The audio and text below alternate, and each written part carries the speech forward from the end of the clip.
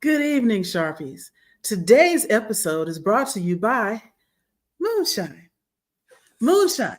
You know that thing that either your uncle or your grandfather's brother or maybe that elder deacon in your church somehow manages to show up to the local events with. Moonshine. Perhaps made out of some form of vegetable fermented for an unspecified amount of time somewhere in the backwoods of whatever mountains are near you. Moonshine. Because right now, you need some.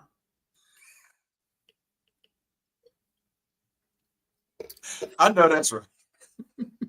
There's so much going on today. Anthony started off with his first post because we knew it was going to be Anthony in the thing first. Good evening. Just a whole lot of craziness we're navigating. And indeed, that is true. We have a bunch of things to cover. So first of all, I want to say thank you, Sharpies, for joining us. It is always wonderful to have you with us every Thursday, even though these last couple of Thursdays have been a little hinky.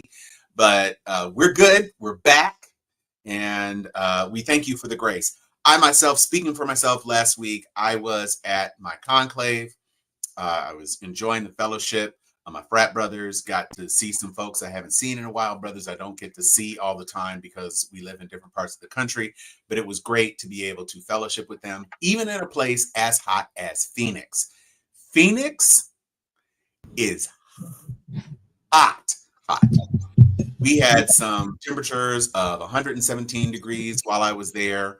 And it was no less difficult to navigate because the convention centers in downtown Phoenix, and of course, also in downtown Phoenix, is a major sports arena. So they had big games on like 3 out of the 4 nights I was there.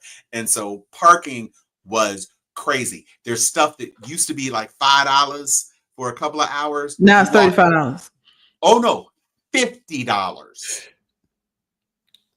And I was just like, you got to be kidding me. So I had to walk like 2 blocks, which is not in and of itself crazy, but when it's 110 degrees, it's not pleasant. It is not pleasant. But the Phoenix Convention Center is a lovely facility. They have a bunch of different buildings because you got to do so much inside. They have to have a bunch of different options for you. So if you're ever going to attend a convention in Phoenix, and it's going to be at the Phoenix Convention Center, I can tell you it's a very wonderful facility, but it'd be hot. It is definitely a hot thing. How was your last week, Joy? My last week was good. I will say that between last week and this week, matter of fact, starting this week, my sorority had their national convention. I am not there. I lacked the financial stability to drop a house note on convention, so I'm getting it vicariously through my many dozens and dozens of online friends that are better suited to be good representatives of the sorority at the moment. I, however, could not make it. I should also let you know at this moment, Sharpies, I got to confess something to y'all, okay? Because I made a mistake, right? I don't call it 6 months ago, I made some infused butter because I was making some cookies, right? But the amount that I needed to make based on what I had, I was like, I can't use this much butter. I'll save it. I'll leave it in the refrigerator for later, okay? And so I just had this butter in the back of the fridge for 6 months. And then maybe a month ago, I decided to make some chicken and dumplings. And I was like, oh, I think this is that garlic butter from that one time. And I put it in the chicken and dumplings. Now, granted, it's not a bad thing. It does. Matter of fact, it tastes really good. However, that butter was infused for brownie-sized doses. And I only got maybe 5 servings of chicken and dumplings when I would normally get 12 to 16 brownies. So I had a bowl, and this was before. And so I realized, all the chicken and dumplings that I have in the freezer are infused. Okay, let's remember that, Joy. And then today I pulled what I thought was curry chicken out of the freezer. and I defrosted it and heated it up. And I was like, why is this so soup? And I took a bite. Oh, this is that chicken. Oh, this is good. And I sat down, and as I was finishing, oh shit. Oh Lord. And then, if you ever have imbibed in any of this, you know that feeling of, oh, what the so bad right now. That's how I started the show. Well, we're glad you're here. Thank you for having me here. And big ups to the new honorary members of your sorority. One of my favorite rap artists, a brilliant entrepreneur, a brilliant political strategist, another Olympic athlete. Right? Low key, I didn't realize she wasn't already. So I was like, oh, for real? So I was happy. Yeah. Yeah. So that's a lot of the D9 stuff. You got two D9, two HBCU grads on this show. So you're going to be impacted. Don't let the light skin fool you. We like super black. Yeah. Yeah. So you're going to get that every other year in the summer. Because we're both on biannual conventions. So here we are. And since last week, where we weren't able to cover a lot of things, obviously, because we were off, a lot has happened. And so chief among those, just starting with one of the big things, is the Bloated Horrible Bill. So this is something I actually thought, as much time as has passed between the passage in the House and then the Senate made it worse, and da-da-da-da-da. And so many people in the House, it was like 20 people at one point who said, I can't do this. And But I guess His Highness went in and said, if y'all don't do this, it's finna be a problem. And so they did. And almost immediately, people started realizing that stuff that they were promised, wasn't in fact going to happen. The first one was no tax on tips. Now, for a lot of people who, I never worked a job that was at all predicated on tips. I did work on commissions at one point, but never tips. And so the allowance for tips is $25,000. Now, in LA, if you're a person who is working at a restaurant for tips, $25,000 isn't enough. No. You're probably banking on getting 3 times as much in addition to your meager salary. And so if you're one of those persons who actually is not also an actor or a screenwriter, who is just working as a server at a high-end restaurant, those tips, that'll be gobbled up really quick. And it really was a mess. Was, if you think about it, you were already before now you were being taxed on all your income, which included tips. And if you especially in the food service industry, your tips are roughly 65 to 70% of your salary. So what they've said in effect is, we won't tax you on maybe 15% of what you would. So they got like a 15% maybe break on just that part, but it is a big part of their salary, but it's not the no tax on tips that people were expecting. And it doesn't do anything for their tax bracket or anything else. Like it's not a shift. Nope. It's like when you get a discount on Amazon and the discount doesn't even cover shipping. And that's the thing. No tax on tips is easy. It's 4 words, it's 4 syllables. No tax on the first $25,000 of your tips, which will leave you ass out on the remaining balance of your tips, isn't nearly as sexy. But that wasn't even the worst one. In addition to all of the horrible crap that is in this bill, the other huge thing that was considered a betrayal was the no tax on overtime. Yeah, all those union workers, all those steel people, anyone that works shift work. Right.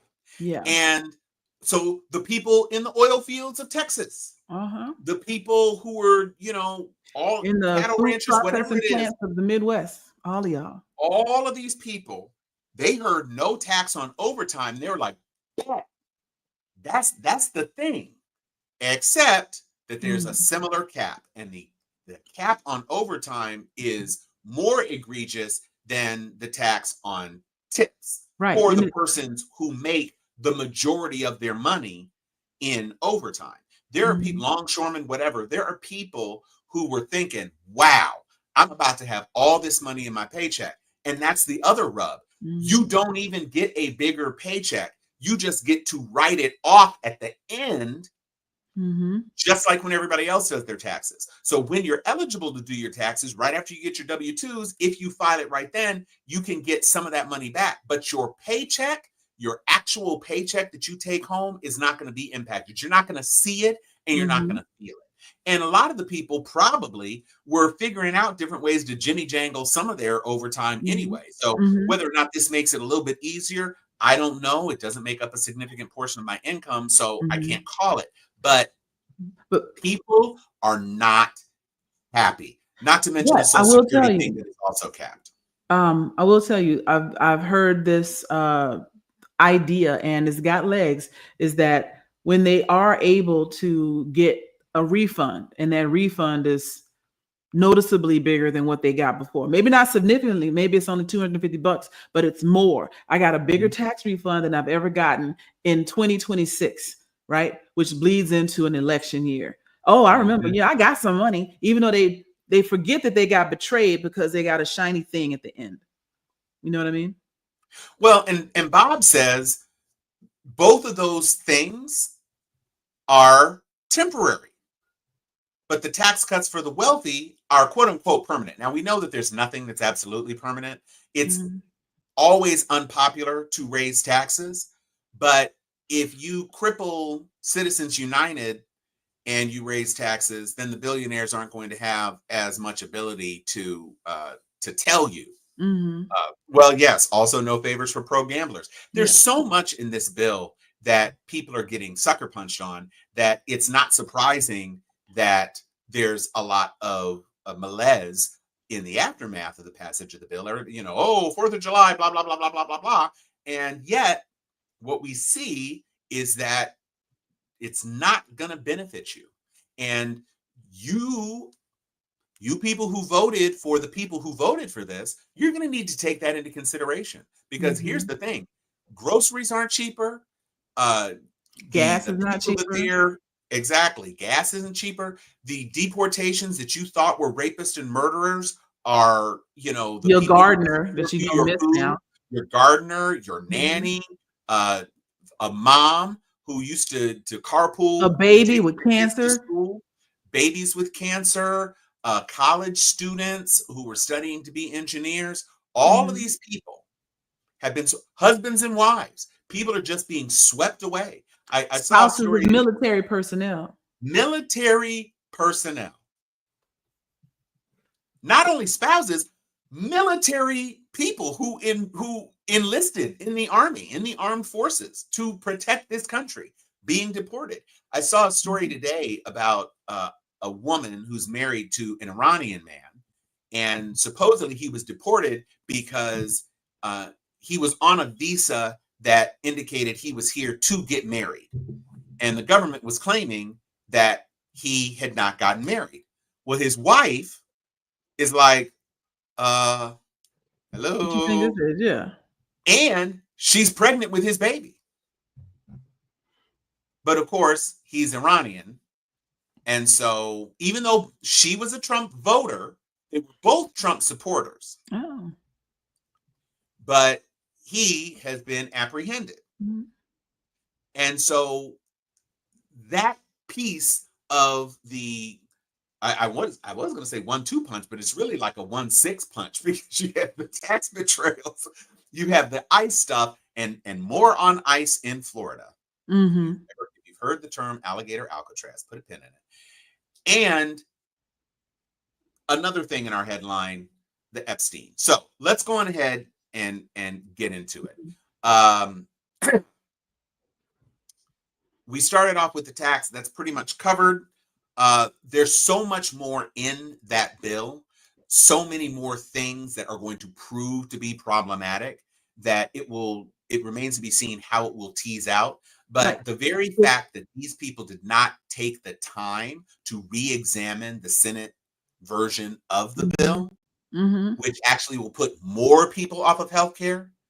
And you're talking incredible. the financial impact, but let's not forget, didn't they throw some additional presidential executive powers in there too? You know, I didn't read all 872 pages. I know that they didn't do anything to restrict his power. Oh, okay. So they certainly didn't put any constraints on him, because, you know, and he's already said, ha ha ha, joke, joke, joke. I'm going to run again. Yeah. He's raising money on running again. Yep. So, you know, it's one of those things where it's like, I mean, not only FAFO, because FAFO is what it is, but right, we found out left and right. You get what you vote for. Right.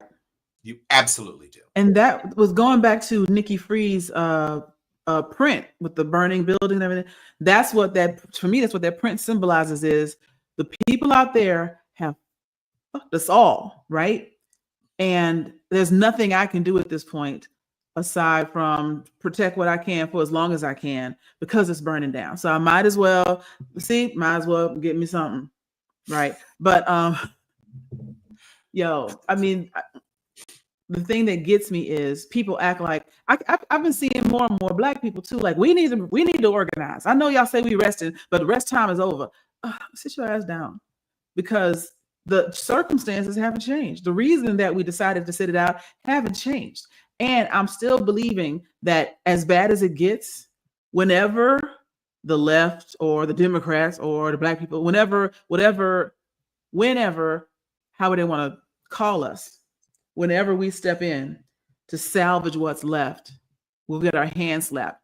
You know, kind of, do you remember that episode of The Jeffersons where George Jefferson saved that racist Klansman's life, giving him CPR?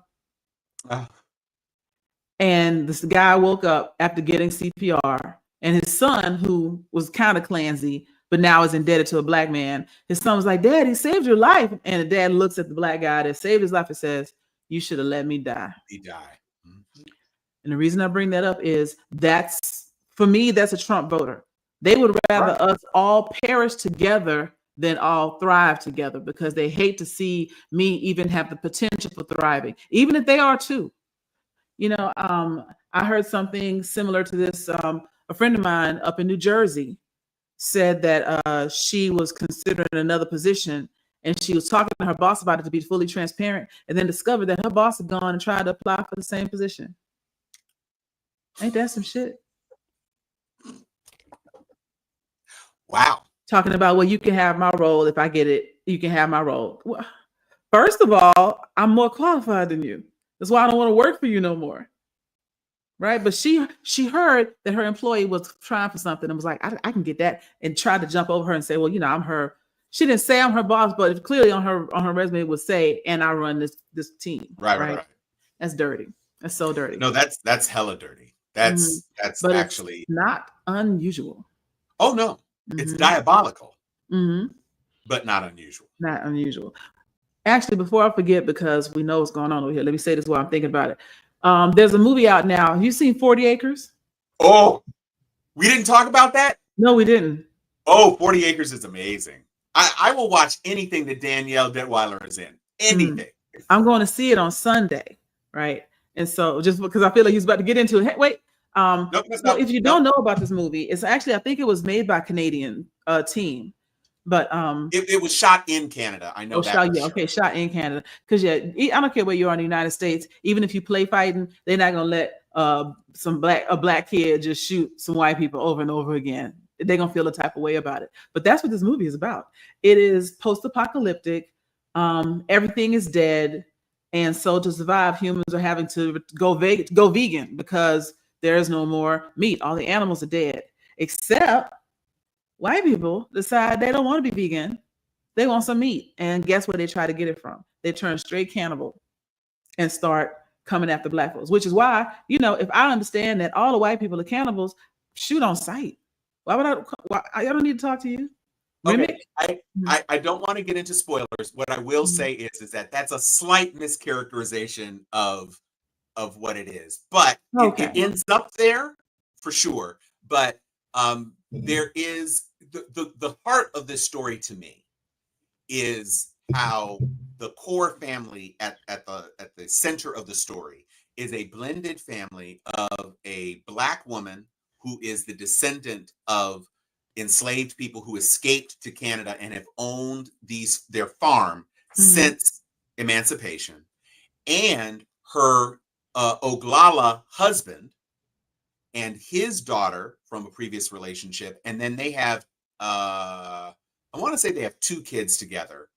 They have they have 2 other kids, I think. So they have 2 blood kids and 2 add-ons? Is that what you're saying? Yeah, so she had a son that she brought to the relationship. He had a daughter he brought to the relationship. Then they married and they've had like 2 more kids. Okay. And so they're kind of like in The Walking Dead, they're like pockets of different communities. The premise is that arable land is the most valuable resource now on the planet. Because to your point, there aren't any animals to be food animals. So there are these pockets of communities that are, actually working their land because they know how to farm and blah, blah, blah. And then to your point, there are marauders who are less interested in being friendly. Yeah. But excellent. And the subtext and she's a military vet and da-da-da-da. And there's all this stuff that's going on. And it's very, very well done. Something I wasn't expecting to see. And it is. Yeah, I thought so, Marie. We did talk about it a couple of weeks ago because I had just seen it. So at any rate, now that it's out in theaters and everybody can see it, please go see it. Please, please, please. It is an absolutely amazing piece of work. It's about to be out of the theaters though, because I wanted to see it this week and I was busy all week. And then I'm going out of town tomorrow, blah, blah, blah. And so I was like, I'll see when I get back on Sunday. And it's only playing in like 3 theaters in Atlanta. And that's Atlanta. Right. And let me tell you, you can definitely skip Superman. Duh. To see 40 acres. Okay. So Superman's going to be here at least 2 more weeks. But go see 40 acres before it gets out of theaters. We should support our cinema, especially cinema as well done as this. And again, Danielle Detweiler, absolutely amazing actor. So while we're on the topic of people going way out of their way to be idiots and fools on some madness, let's talk about what's going on in my adopted state of Florida, where I went to Florida A&M with Ron DeSantis. You didn't adopt a state, you adopted Tallahassee. That's true. I adopted actually the highest of 7 hills. The highest of 7 hills, right? I adopted. I didn't even adopt all of Tallahassee, which the city slogan, I don't know if you know this, Joy. The city slogan in Tallahassee is Florida with a Southern accent, which tells you a lot. Yeah. Because most people, when they think Florida, they think like Miami, they think Orlando, they think Tampa, they think beaches. But Tallahassee is basically South Georgia. I was going to say North Florida is South Georgia and vice versa. It is. It pretty much is. So what they did, because everybody's on this fever dream of making sure them legals get what's coming to them before they get deported out of our country. Congratulations, Marie. We love that you have finally seen Sinners. Good. They built it's really a ramshackle production. It's not like they were able to take a whole lot of time to make sure the facility was well done, or that they repurposed some existing. Wait, what are you talking about? I'm talking about Alligator Alcatraz. They threw together. Oh yeah, 8 days, right? In 8 days, in the middle of the Everglades, a multi-$100 million project. Now, according to Michelle Rayner Gouldsby, $453 million. Now, you tell me, in Florida, could $453 million been spent on something more productive than a hell camp in the center of a swamp? And he is calling it Alligator Alcatraz, notwithstanding the clear, violent history of Black people's bodies being fed as sport to alligators. Not only just in the culture, in advertising. Yes. The image of alligators chasing little black babies on the shore of the Everglades and all of this. That is what they're saying. It is literally a torture camp for people that they want to paint as being the worst of the worst, when I guarantee some of the people at that facility are going to be people who have fought for this country. And that is where we are in America. Cue Childish Gambino. This is America. Right. And he's right. They wasted all this money. you, Bob. It was FEMA dollars in the middle of a hurricane season. You just saw what happened to Texas. Well, and we're about to jump on Texas, my home state, and Joy's. That's your home state too, right? Yeah. So before we jump into Texas, I just need people to understand this is the level of cruelty that we are seeing. And people are talking about, since we're talking about, I just mentioned Superman in passing, super woke and all this other sorts of thing, because of course Lex Luthor is the villain, and Lex Luthor is a billionaire corporatist, and Lex Luthor is trying to do all that he can to discredit an undocumented immigrant who has been doing a whole lot of good for the country. And there is a moment in there where another immigrant actually is kind of hailed and does something very heroic, and he pays a dear price for it. So people are calling it woke, and it's like, I mean, it is what it is. James Gunn is the director. I don't know what you thought you were going to get out of it, but what gets me is these conversations aren't new, and people act like woke is some new thing that the left just invented in 2024 or 2022. But first of all, that phrase goes back 100 years before that. And second of all, these are based on comics from the 60s, right? This isn't a new concept. They're not making up new canon for Superman. He's always been an undocumented. Matter of fact, I saw somebody play up a video earlier of Smallville, where Clark was trying to help. There was a very stereotypical name like Pedro or some shit, but he was like, I'm trying to protect Pedro. And his mom was like, I have to abide by the law. I know you like your friend, but we have to go by what the law says. And he's like, did you go by the law when you fake my immigration papers or fake my adoption papers? And she was like, that was different. He's like, how is it different? I was trying to protect you, and I'm trying to protect Pedro. And so here's the Superman character as a young person standing up for another immigrant. And he says, I'm an illegal immigrant too. So my point is, that was in like the early 2000s. There was so much going on in the early 2000s where people were being more comfortable with things. Like Tu Wong Fu came out around the same time, right? And so you have these shows that deal with, you had Will and Grace. We have all these shows that deal with homosexuality, with transphobia, with illegal immigrants, etc., with financial crises. You had like Falling Down, all these other kind of movies coming out.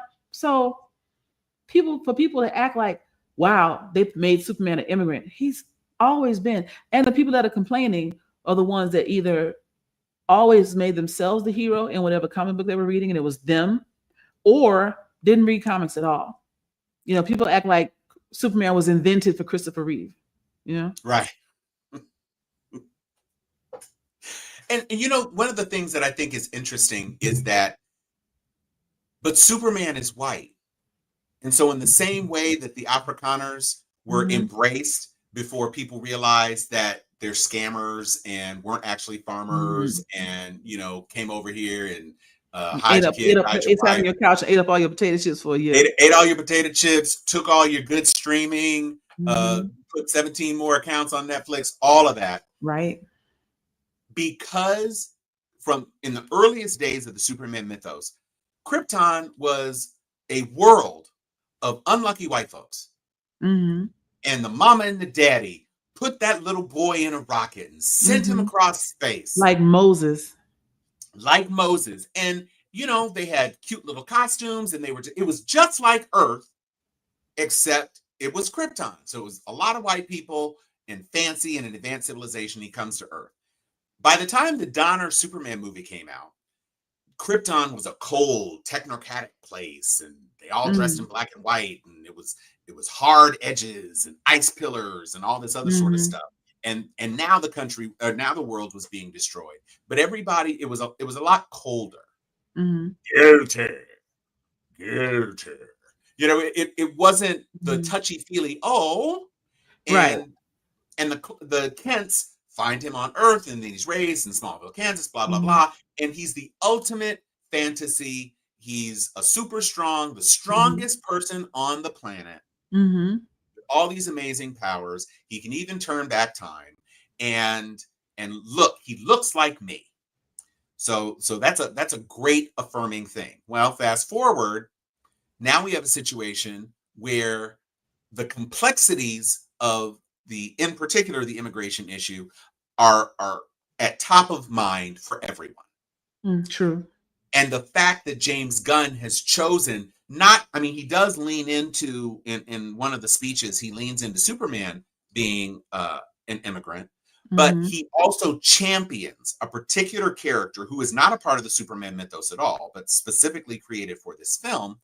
And he puts that person in a very high position of respect and honor.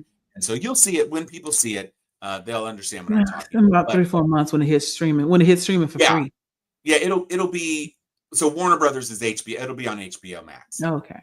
So I do not recommend that you spend the time to see it, but I saw it. So you don't have to. But as we talk about, we were on Alligator Alcatraz. Bob Breeden brought up the issue of FEMA. That is going to dovetail us into our next big story, which is the devastation in Texas. So as we have talked about before, I was born in Beaumont, Texas. It is a border city with the state of Louisiana, not too far from Houston. And I was born in Houston.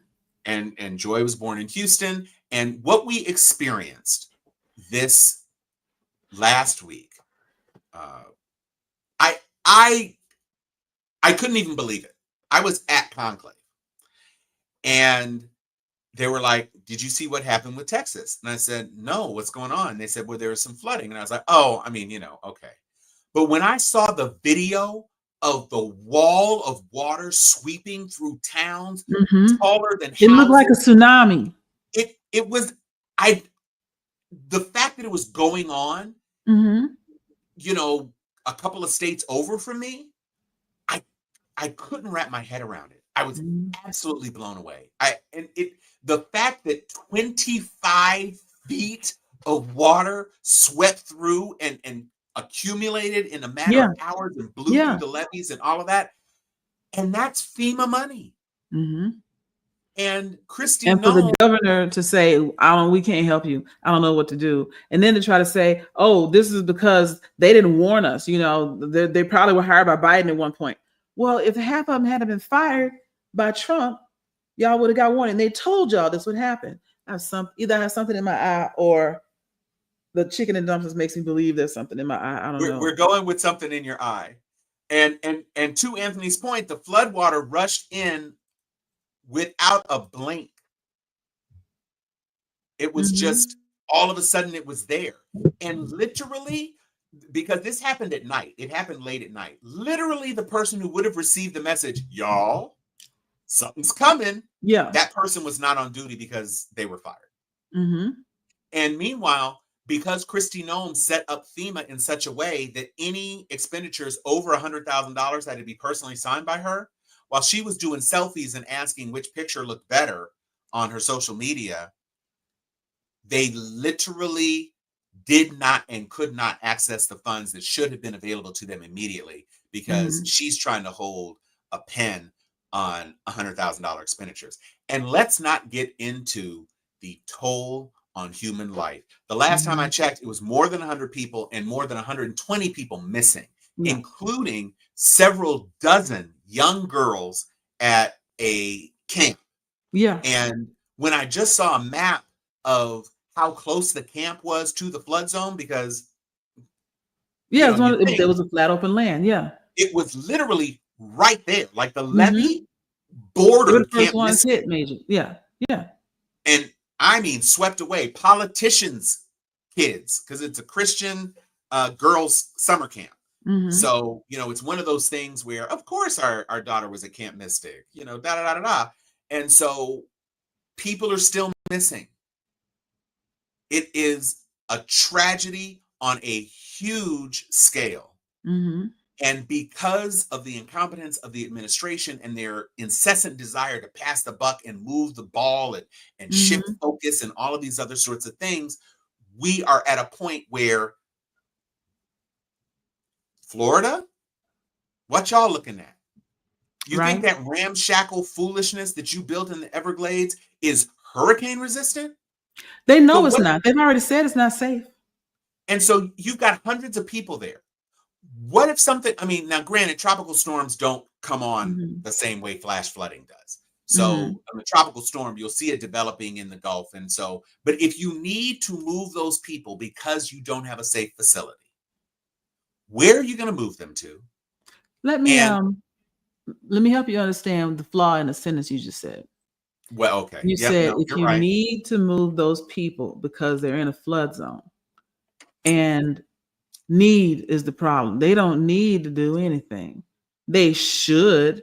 A human should. If you have any kind of soul, you would at least try to help another one of God's children not be in danger. But they don't need to do it because need means that there's some intrinsic desire. They don't have any need to do this, and they won't. If something happens in that facility, and whether it's the doors open and alligators come in, because they are out there, and panthers as well, or if they have some flash flooding, or if a hurricane is coming, or if the power goes out, which means there's no food supply because it's a insular island, right? There's only one road in, and there's like a moat all the way around it. If they starve them out, whatever they do, they're going to convince the media and everyone else that it was all hardened criminals and that this is good for the economy because they don't have to house them anymore. That's going to be the story. I am stunned at the level of depravity that exists. I'm not, because they descend from cannibals. Well, I mean, they either eat you physically or proverbially. Yeah, you're not wrong about that. I guess as long as I have been a human person living in this country, I have not personally experienced what I would consider to be throwbacks to the Jim Crow era in terms of the physical violence and the physical shame that is being meted among people in this land, whether they're documented or not. The idea that it could get like this pre-Trump, I never would have imagined. Pre-2016, I never would have imagined it. But even in post-2016, after 2020, I was like, boy, we dodged it. We dodged that bullet. But when 2024 rolled around, I knew it was going to be crazy. I don't think I believed it would get like this as quickly as it has. As quickly, yeah. I was a little surprised by the rate at which they were going. I think it's because they did such a massive, like, front-loaded escalation of Project 2025. They're like, we got to hurry up and get this done before they figure it out. And they needed to get to a point where they could suspend elections fast enough so that they couldn't even have elections in the midterms, right? But one of the things that I remember thinking in 2016, I extrapolated this out to this point. That's why I had a nervous breakdown. I ended up calling the emergency employee assistance program at my job. Like, I'm freaking out. My heart was beating fast, but I knew it was a panic attack. Luckily, I ended up talking to a black guy on the line. He's like, sis, I got you. I understand. I understand what you're going through. I felt that same way too. He talked me down in that moment. That's when I started getting therapy. Right. But I could see that this level of depravity was on the way. And this is before I even read a Parable of the Sower. But similar to Octavia Butler, I'm a student of history. I understand where we've been. I understand what's possible. I understand what has fomented under the skin of America for dozens, if not, decades of years, is this desire to subjugate the folks that were subjugated in the beginning. When they say make America great again, they're not even talking 60s or 40s or even the roaring 20s. They're talking 1805, before they even banned importation of Africans. They want to go back to where they could just cut the fingers off another human being for fun because they're bored on a Friday night. That's what they want to get back to.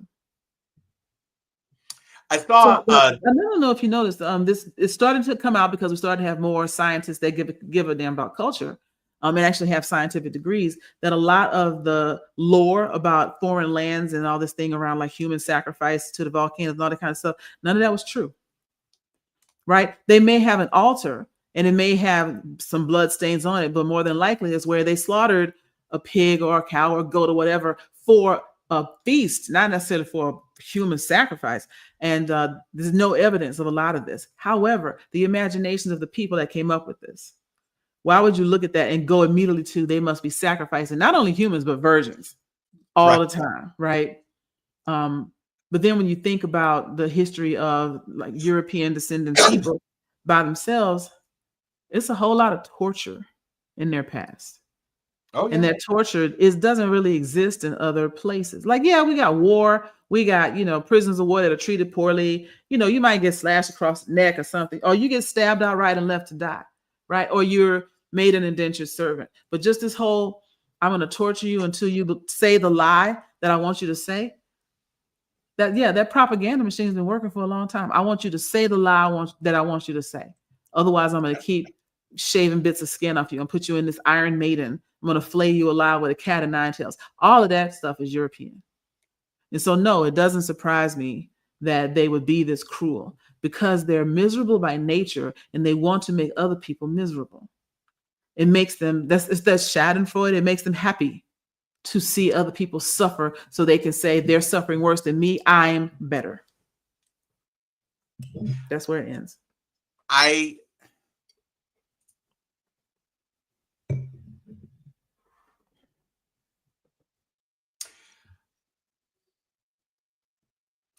Yeah, Chan, you know what? You're right. Right. I didn't realize 2025 happened in 2025. In 2020. I mean, that's the thing. Mm-hmm. They did, but I certainly didn't. Let's move on to things that I believe are contributing to the current drip, which I hope will become a flood, the likes of which Texas is currently experiencing. Another big place of disappointment that is a lot more public facing and is something that I don't think is as likely to go away because there are strong emotional hooks in it. And it plays a lot into the entire understructure of the belief system, which has prompted the MAGA right to be so anti-democratic. And that's the Epstein files. Now, but I thought you was about to say Ted Cruz was on vacation again while Texas was. He sure was. And didn't come back. Now, you're Ted Cruz. Where's your staffer that says, sir, it's bad. You need to get on the next flight. Leave your wife. Your wife's a grown woman. Leave the wife with the kids. She don't like you know it. You need to get back. But no, you just chilled. You waited. You came back 2 days later, whatever it was. And this devastation is what this devastation is. And you cast a vote on the bill that cut money from FEMA to pay for ICE. ICE has the biggest, well, it's a relatively new organization, but the biggest budget they've ever had. And while you're dealing with, oh, I need to know that little editing trick. I didn't know you could do that. Now you have a situation where some of the ICE people, because they're working so hard, and their families now are getting doxxed, they're quitting. They don't want nothing to do with it anymore. They're like, you know what? It's a wrap. I had fun playing Rent-A-Cop for a while. I'm gonna go back to my job at Buc-ee's. Right. They about to deport my abuela. I gotta go home. This ain't gonna work. So that takes us right back to Epstein. Now, we had Pizzagate. Pizzagate was the nefarious, they're killing babies and drinking their blood and in the back of a Pizza Hut and all of that. All of that. And Hillary Clinton was behind it all. And the Clintons were behind it all. But there wasn't ever really any evidence. There was no stalking horse for Pizzagate. It was just some stuff Then came Epstein. And with Epstein, despite the fact that Donald Trump is in as many or more pictures as anybody else that was ever affiliated with Epstein, it quickly became, oh, Epstein, and he's this New York guy, and all of the Dems, and Bill Gates went to the parties, and the Clintons went to the parties, and Obama did this, and da-da-da-da-da. He raised money for Obama, he raised money for this. So all of a sudden it became, oh, he's the guy. He's grooming underage girls, and they're being passed around, and he's got all these tapes. The Democrats are doing all this evil stuff with this guy who grooms children. And we're never going to see we're never going to see when this what happened with him while Biden's in office, but he died during Trump's first term. Incarcerated, committed suicide, and all of these files. And of course, there wasn't enough time to go through the files by the time 2019 rolled around, because we're dead in the middle of the election season, And so, you'll get the files, and Kash Patel and Don Bongino and all these Alex Jones, all these podcasters. We know what's in the files. We know what's in the files. Jeffrey Epstein had all this stuff. And once those files come out, it'll destroy the left elitists. Okay, got it. Files will come out. He's on the election trial. Will you release the JFK files? Yes, I have done. The MLK files? Yes. And the Epstein files? Yes. I mean, maybe that one less so, because there's so much stuff in that world, and you could really hurt somebody. Right. So it could be damaging for them to see, evidence. Maybe a little less on the Epstein files. Now, mind you, he is suing CBS right now because CBS chose one part of Kamala Harris's interview as opposed to another part of the interview in the election, in the run-up to the election. And he won. But he's saying he was damaged to the tune of $20 billion. That's what he's claiming. So, notwithstanding how crazy that is, he literally had Fox chop. After he said the Epstein files, chop. You heard him. He said he's going to release the Epstein. You are lying to me, Chan. But she's not held federally. How would that work? I don't know. You assume DeSantis would release her? I was about to say, you assume that his reach only goes to federal. Like, DeSantis might want to curry favor, and a whole lot of Republican judges, judges too, and politicians are trying to curry favor with him. So yeah, I can see her getting out. Now, if she makes it home, is another question. Right. If I was her, I would punch somebody every day to stay in jail. Say what? She's in Tallahassee. If I was her, I would punch somebody every day just to make sure that I stayed on the naughty list and didn't get paroled out into a murder landscape. Let me stay in here where I've already, made some clout. I probably got a girlfriend or something, got somebody getting me cigarettes. I'm gonna stay right there in jail where y'all can't get to me. If I get outside, I'm gonna be in the golf course next to his other wife. Oh. So after the election, so it is federal prison. After Pam Bondi was made the Attorney General, we've got the Epstein files. We already talked about that little bullshit binder of photocopies of the phone list, stuff that had already been out in the public domain. And the right wing was all happy to be called into the White House, but when they saw that it was BS, they didn't immediately toe the line and say, "Oh, we got it," and it's because you couldn't feed. There was nothing to feed anybody with that. You got to feed meat to the base. You can't just say it's meat and it's actually fried tofu. You got to have something to feed, and they didn't. So Laura Loomer goes off. All these people, this is BS. They made us hold up these binders. There's nothing in here, and so they say, "Okay, so Pam, where's the Epstein list? It's on my desk. I'm reviewing it. I'm reviewing it with everybody else. There are terabytes. You don't understand. There are so many videos that we have to go through. So much stuff we have to comb through. We've got to do this. We've got to do that. We've got to make sure identities are protected. Blah, blah, blah, blah, blah, blah, blah. Hours and hours and hours and hours and hours and hours and hours and hours of footage. We got to go through it all. But we're going to get it to you. That's your job. That's your job. And you got a whole lot of people. It's not like it's just Phil sitting in a broom closet with a VHS. You know, the stuff has probably been digitized and cataloged before this point. Yeah. So we went from months of footage, all of this information. It takes so long to, there is no list. He wasn't killed. And the only video we see is the video monitoring his cell door. Except there's a missing minute. Of course there is. So they show the video. Kash Patel says, don't you think if there was more, I would give it to you? No. But you were just saying that there was more and you had to look through it. You're the head of the FBI. You're no longer just an online influencer who likes to go out clubbing. You're the director of the FBI and you're second in command who used to be an influencer who liked to go out clubbing. Both of you, right before the election, were talking about why it was being hidden and what was going to happen as soon as, if I'm the director of the FBI, you'll get the Epstein files on day one. They love to lie about what they're going to do on day one. Ukraine's still at war.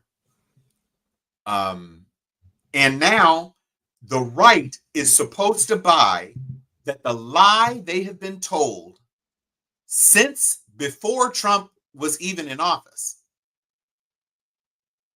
But since he was incarcerated while Trump was in office and then killed, died, whatever, unalived while Trump was in office, then the scandal is that Biden wouldn't release any of the information because all of the Biden people were impacted.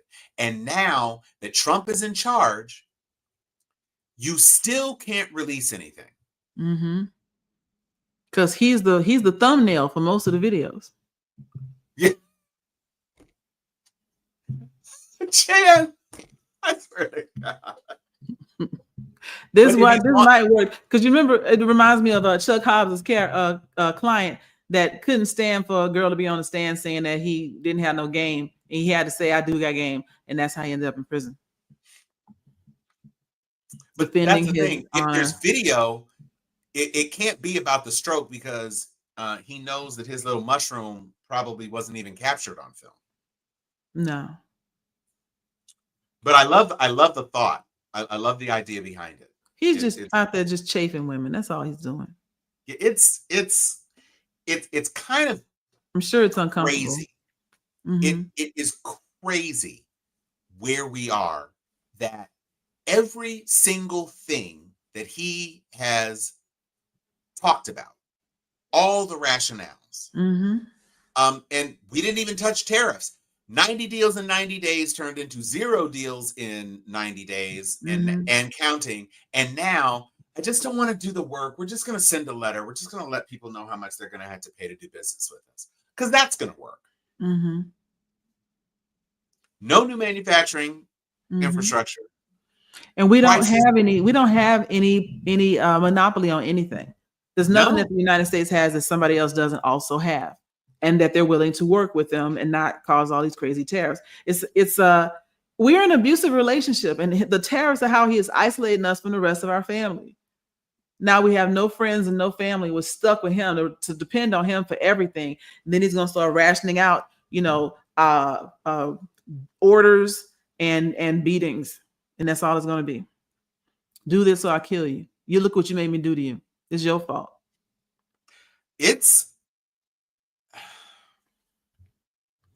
Sharpies, I just have to say, it's nice to have a community where common sense and rationality can still thrive. Because, and I'm in California, so, honestly, I have a pretty good go of it in terms of that, because, we have Democratic leadership. in the governor's mansion. My city has a Democratic mayor, and the actual exchange of thoughts and ideas that are grounded in reality are a normal function of how I live and work on a day-to-day basis. But to see what's going on in so many other parts of the country, and especially in my home state of Texas, it's and my second state, city state of Tallahassee within the state of Florida. It's rough. I still have a lot of people who live in Tallahassee, and I don't even know how many people I have in Texas. I know that I have not heard that any of them have been affected by the horrible flooding, which is a blessing, but it's really rough. That's true. That's downtown though, Bob. I live in the valley. We ain't got no guff in the valley. I did hear about MacArthur Park, and someone left that cake out in the rain, all that smooth green icing melting down over the hooves of the ice people patrolling on horses. But it's rough. I just read a story today on that subject, Bob, about a Black-owned restaurant that is closing. They started having some trouble with COVID, and then with the ICE raids, some of their folks just won't show up. And so they're closing at the end of the month, and they're going to concentrate now on catering and doing other stuff. So 2 Cents is not about to be with us. And the place that claims to have invented the French dip sandwich is also closing in LA. Wow. Now there's two places in LA that claim it, but one of the places that claims it is shutting down at the end. I think maybe this coming weekend. And all of this because this penile challenged misfit, this Cheeto crusted tilapia fillet with a bad comb over. Tangerine Tasmanian devil. I mean, that's a good one too. That's what he sounds like. It might as well be him. And throwing back to Superman just for a moment, you all have seen, anybody who's seen a trailer for Superman has seen the giant kind of kaiju looking thing that spews fire out and Superman's flying into his mouth. That little beast starts out in a little steel box, like literally like a Tasmanian devil, just angry and banging against the box. And over the course of 8 or 10 hours grows into this huge thing. And it is not dissimilar from Trump, an angry little thing that was banging and rattling cages, and then it got released and turned into this gargantuan beast that was knocking stuff over in Metropolis. And that's where we are as a country. I will say this, James Gunn, you can't do a movie where you basically destroy New York as a function of the scheme of the main villain and not mention that among the crimes that the main villain is papered with. You can't do it. It makes no sense. It makes no sense. You gave New York City 15 minutes to evacuate. Them people is dead. It was the equivalent of 12 or 14 Twin Tower attacks. Buildings just falling down. I mean, it's just it's so dumb. I won't get into it. I'm sorry. I didn't mean to drift. But it's not. Anti-sold me. I will not be buying any tickets for that. Yeah. Go see 40 Acres instead. Go see 40 Acres this weekend. Go see F1 with Damson Idris and Brad Pitt. Supposedly that's great. I will go see that. Go see Megan 2.0 before you see Superman. At least Megan 2.0 follows the rules that you understand to be true of the Meganverse, which is she's a badass robot chick, and now she's gotta go up against a bigger robot chick. That you can understand. Ballerina, you understand. Ballerina was actually pretty good. Yeah. It was a good flick.